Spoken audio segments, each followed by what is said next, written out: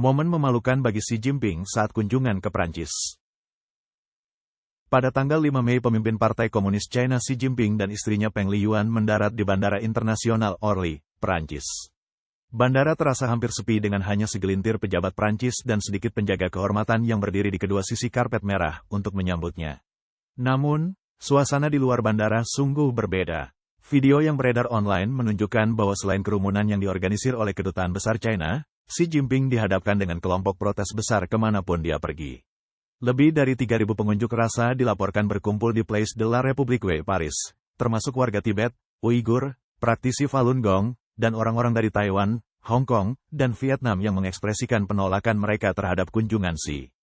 Protes Uighur berfokus pada diskriminasi rasial, anti-Islamisme, kolonialisme, pemerkosaan, sterilisasi massal, perusakan lingkungan, dan kamp konsentrasi, dan mereka meminta Presiden Prancis Macron untuk mengatasi kekhawatiran mereka selama pertemuannya dengan Xi.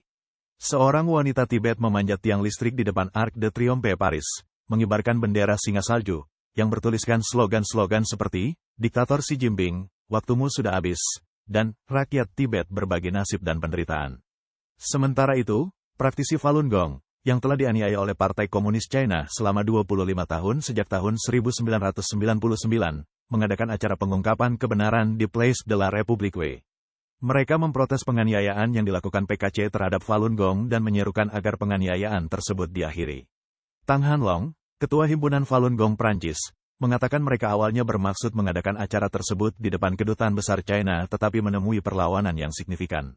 Meskipun pengacara mereka telah berupaya sebaik mungkin, mereka tidak mendapatkan persetujuan, jadi mereka memindahkan acara tersebut ke Place de la République.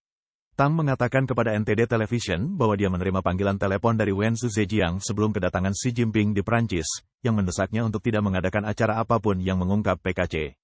Ia menyebutkan kejadian ini bukanlah kali pertama terjadi. Menurut AFP, spanduk yang dipajang di Place de la République memuat pesan-pesan seperti, berhenti mengancam Taiwan, berhenti menindas Hong Kong, berhenti mendukung Putin, dan berhenti ikut campur di Prancis.